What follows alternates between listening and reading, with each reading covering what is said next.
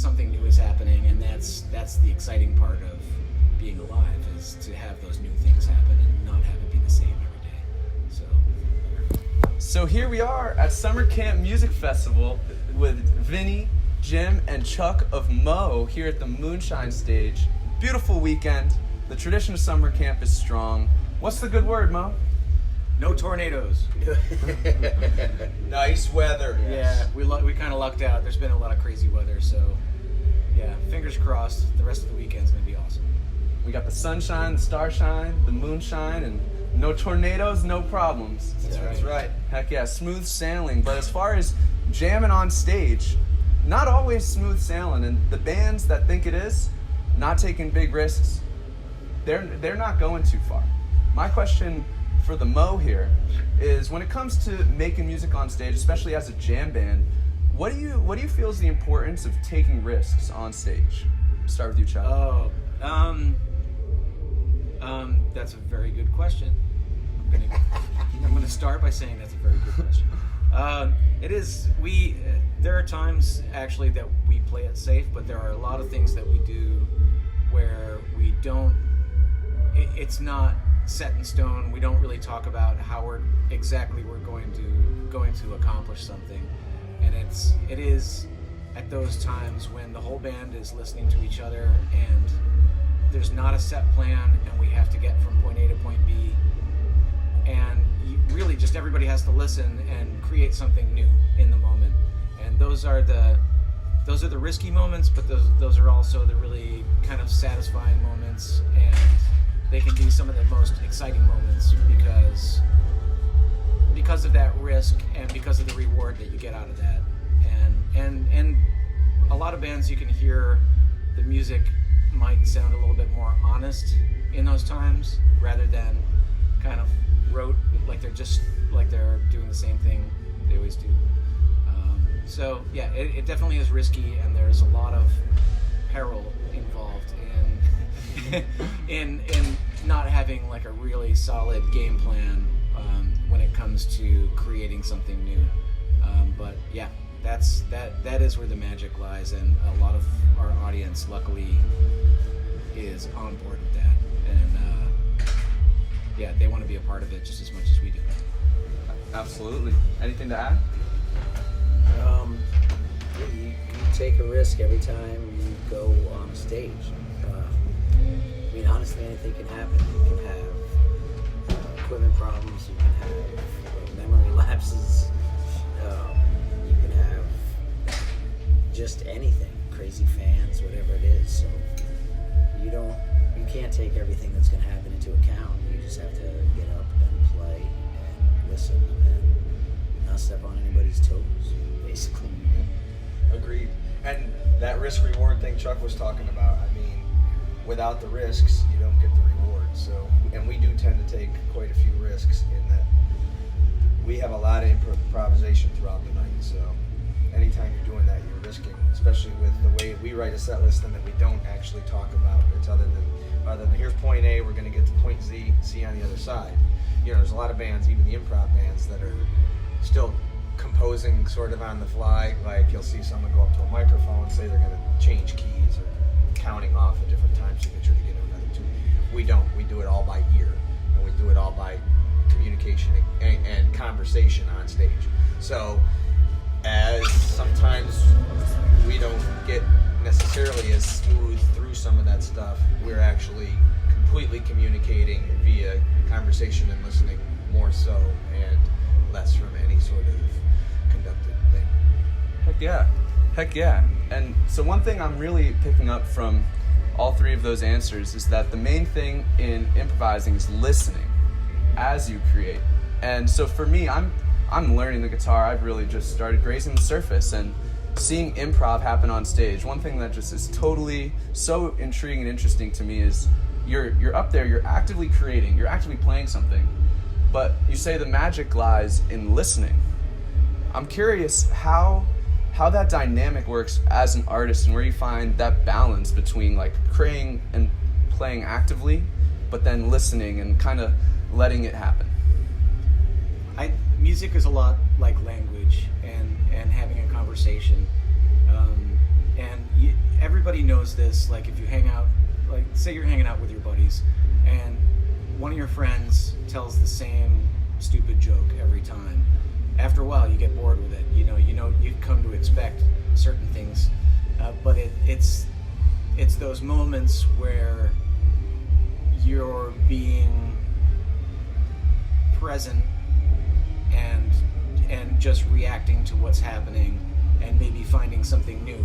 And you find these new things in your conversation where you're the comedy or the patheticness or whatever it is, but you find like the honesty in what you're doing, like in a conversation you're having with your friends, or if you're playing music on stage, you kind of you find those moments where you realize that you're doing something that's really more honest and in the moment, and the musicians usually know when that's happening. The audience might not always know when it's happening, but the energy of the whole thing kind of translates. And it's the same thing with a group of friends who are talking, like the energy of the conversation sometimes gets lifted by somebody who has something new to say, or like, that freshness is what kind of makes something new. So, this is a different day,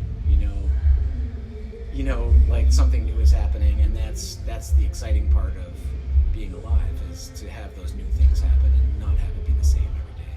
So that's the way that I look at it.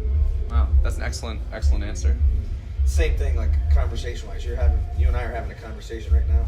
You wait till I finish, then you talk. It's like, so on stage, it's kind of the same thing. We're having this conversation, except for it's with instruments instead of, and I'll go to another thing, like what Chuck's saying. You're having a conversation with your buddies, or telling jokes, whatever.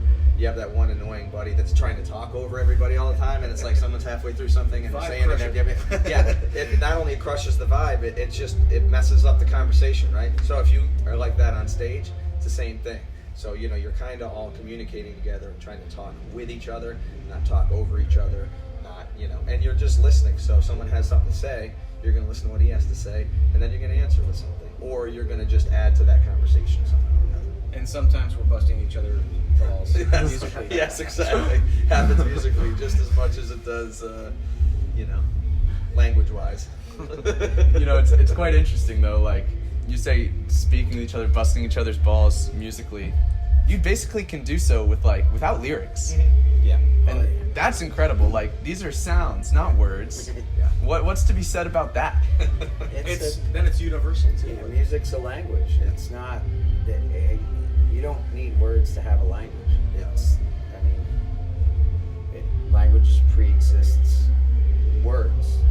Music has been a way of communication since the beginning of mankind. It crosses.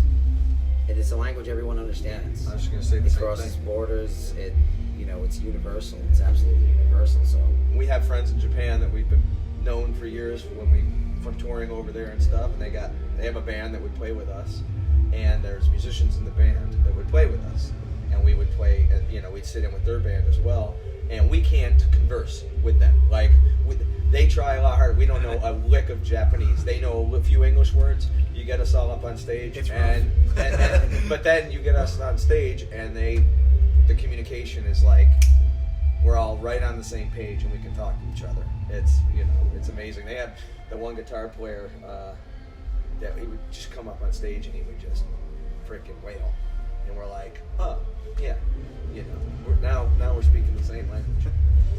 From the outside looking in, you see like guitar players wailing. You see the raw power coming off of the stage. But here we're talking about music as a language, and so in a much more zoomed in kind of sense, what are these performers saying for the most part, specifically in the jam, moe, talk, kind of goose, aqueous genre, and maybe just specifically with moe, like what are the main things that right now, 2019, we're trying to say from the stage?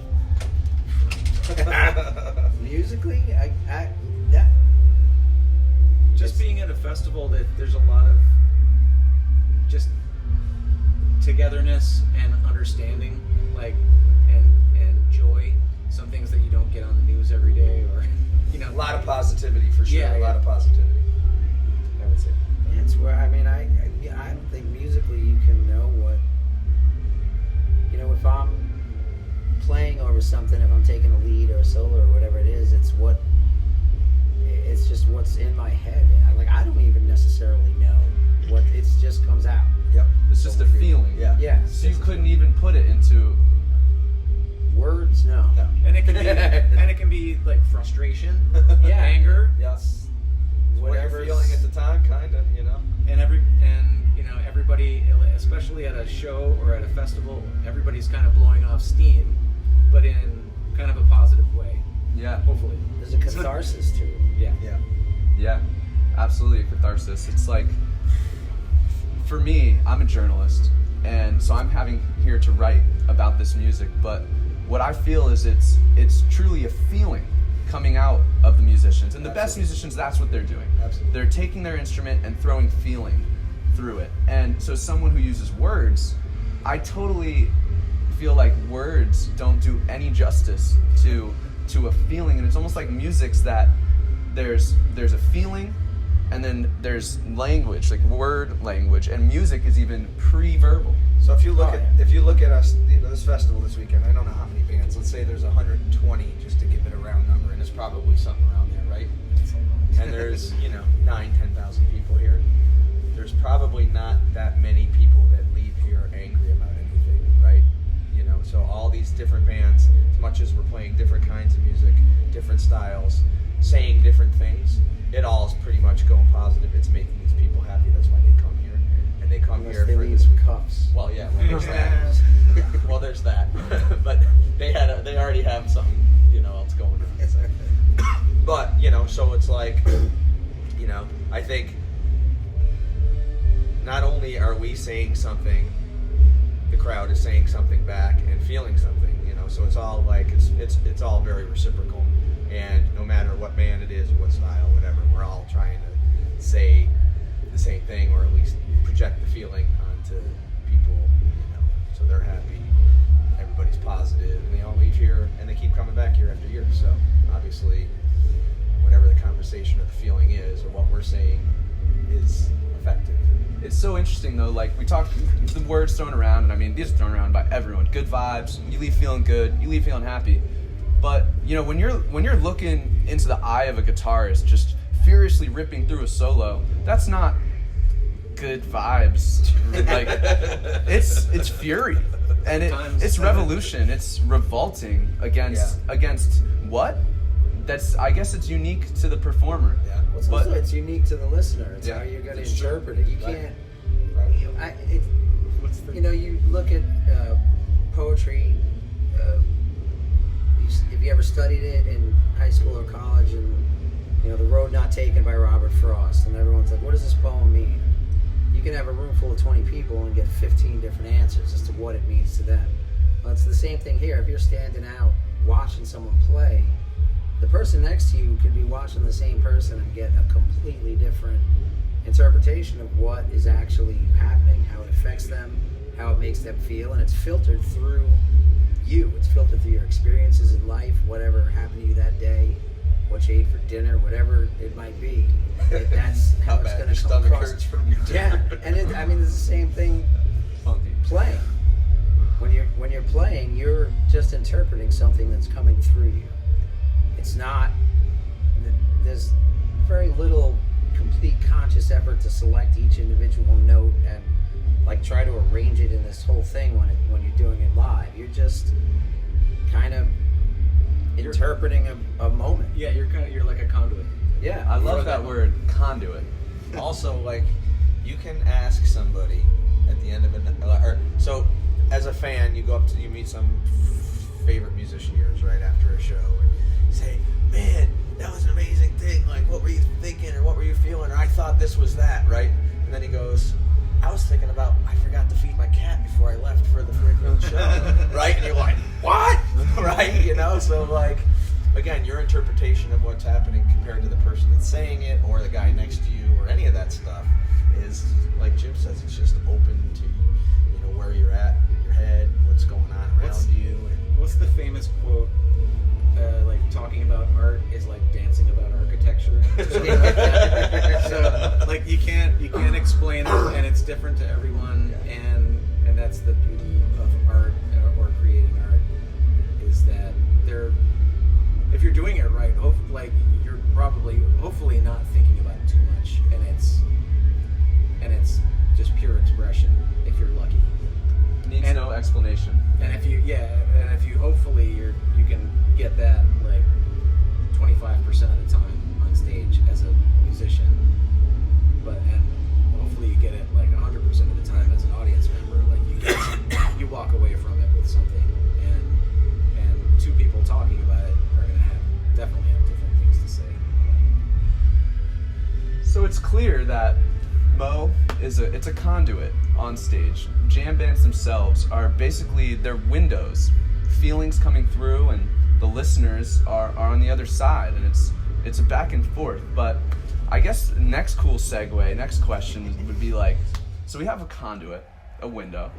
What is the source of what's coming through it? Yeah.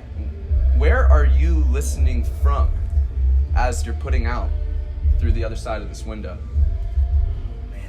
I think that everyone you know has a completely unique life experience that makes them who they are. And if they're a natural person and they're not affected, if they're not putting on an act, they are who they are, and you get their personality. And their personality comes from physically what they are and mentally what they are and everything they've experienced.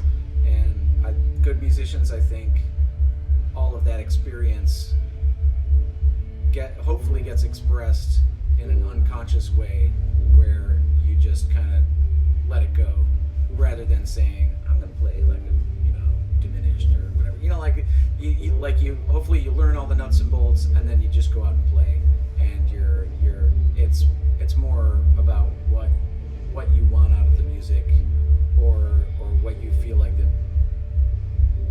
the music in that moment is telling you, and what your bandmates are giving you, and what the audience is giving you, and it's you're all trying to express something at that moment, and it's all about hopefully being unique and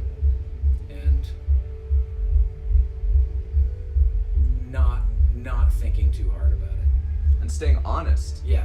To what that is that wants to come out. It's everything you've listened to too. Yeah. in your life. It's all your all influence. every experience. every musician has their favorite musicians, and it's the concept of music and approaches to it and the output of it has been passed down since it all started, and it gets passed down in all these different ways. You heard it on a record, you saw it play live, you had a conversation with some other guy at 3 o'clock in the morning over a bunch of beer as to what their approach of music is. And all this stuff it's what eventually sort of comes out. And every musician, like Chuck's saying, has their own approach. If you listen to me solo over a bunch of changes versus Chuck solo over a bunch of changes, you'll hear two completely different personalities. I have, I studied music. I focus a lot on technique and stuff like that, and to get to this point of just being able to let go and have it all come out when I play. Chuck has this monster ear and can just hear stuff that I don't know where it comes from, but he's just always there. And it's a completely different approach, but the end result is very similar. It's our way of getting this out to an audience and being supportive. That's a really big part of playing in a band. It's one of the best parts, and you get the most out of it when everybody is supporting the team. Specifically speaking, how might you advise maybe a younger band to be supportive towards each other outside of the show, but really in the improv? Just listen. Yeah. Listen to what your friend's saying. Yeah. If you're having a conversation conversation with someone's telling a really good story, you generally reply with, "Really? Oh man, oh that's awesome." Oh.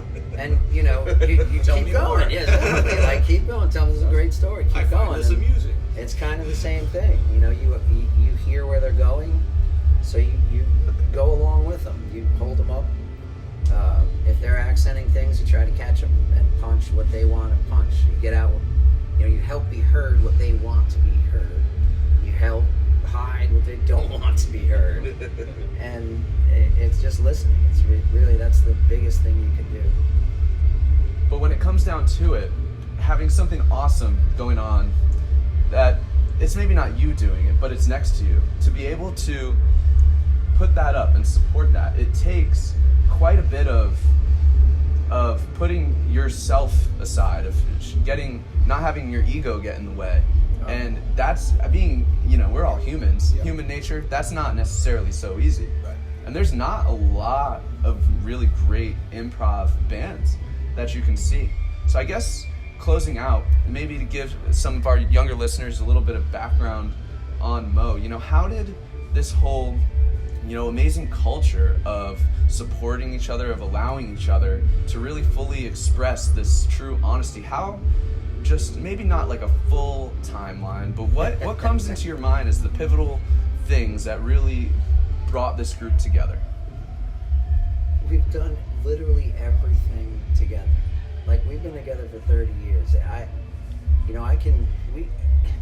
We get on stage and Chuck could start playing, and in 4 bars I know where he's going. I just know, and Because it's the same shit. well, 'cause I know Chuck, but I also know, when bus call comes, I know what time Chuck's going to get out to the bus. I know what, if I look at a menu, I'm pretty sure what Chuck's going to order on that menu. Exactly. I mean, we've known each other for so long, and we know strengths, we know weaknesses, we know how to play together, and it was more important, the biggest thing to me is that we got to know each other as people, not just as musicians. We don't only know each other on stage, we know each other's personal life, like I said, we've done everything. We've gotten into fights in bars together, we've traveled the country and the world together.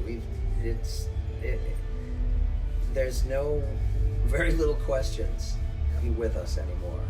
It's pretty much all out there, and that's who we are. And we like each other for the most part, and we have never really a lot of bands just don't make it 30 years because either personality differences or whatever, drug or alcohol problems, death, there's certain things, and knock on wood, whatever wood, we haven't really run into those issues. We all like each other. Nobody's died. Nobody's addicted to drugs. Nobody's like some serious alcoholic where they need to go into rehab. None of that's happened. I mean, the worst thing that's happened to us is Rob getting cancer, and he fought hard, and he's cancer free, and we're all glad about that. And it's we've become this family that stays together, and I don't foresee any of that changing. It's just like I've been married almost as long as I've been in the band, and it's the relationships are very similar. That's wonderful to hear. I'm here speaking with rock stars, and there's a lot of musicians in the world. The music industry is as it is, and it's it's easy to be a fan of an awesome band, but what really makes that feel great is when the demeanor coming off of the band, the culture of the band, it is rooted in great intentions, and they are a family and a unit. And it's really cool for me, to really see that here in this situation. And I just want to thank all 3 of you for taking the time and doing this great interview. Anything you'd like to leave the Weird Music listeners off with before we wrap this up? Come to moe.down. And Come see for us. some reason, there was after the last question, I think it was a Victor Wooten said it. It was just a quote of his, and he was talking about his brother, Future Man, and he said, if Future's in New York and he starts a beat and I'm in California, I can find the one. And, that's the way music is. I mean, you do someone long enough, I think that's pretty much the state that we're at. If Rob Bob starts tapping his foot in Maine, and I'm in Georgia. I'm like, all right, there's the one. It's even interesting. So we played in an all improv group the other night, the three of us. Now Jim's a percussion player in this band, a multi-instrumentalist. He plays a lot of different things. He played bass in this group, and the fit and the ability for Chuck and I to lock in with him was like uncanny compared to everybody else on the stage. The three of us was just like, and not only that, it was better than the lock with the other bass player that was playing on before him that was playing with us. It's just like, it's an uncanny ability that like we know each other so well that as soon as it starts, it's like bam, we're locked, and you don't have to worry about anything anymore. You know, it's just okay, everything's good now in the world, and everything feels great. Now we can do whatever we want. We don't have to think about keeping shit together. It's all just together, and then we can do our thing. And that even goes back to what Chuck was saying, like not thinking about what you're doing and just being able to play. You get, the three of us together playing, whether he's playing bass or percussion or whatever, we can just get up there and then everything feels fine, and now we can just go play and do all the things we want to be able to do because we know that the pocket and everything's going to be there. We can just go do it. Heck yeah. When's moe.down? July 4th weekend. Yeah. July 4th. Weirdos, we'll see you there. This has been the Weird Music Podcast. We love Mo, and we'll see you at summer camp next year for the 20th anniversary. Yeah, baby. That's right. Yeah, baby. Thank you. Thanks, Cam.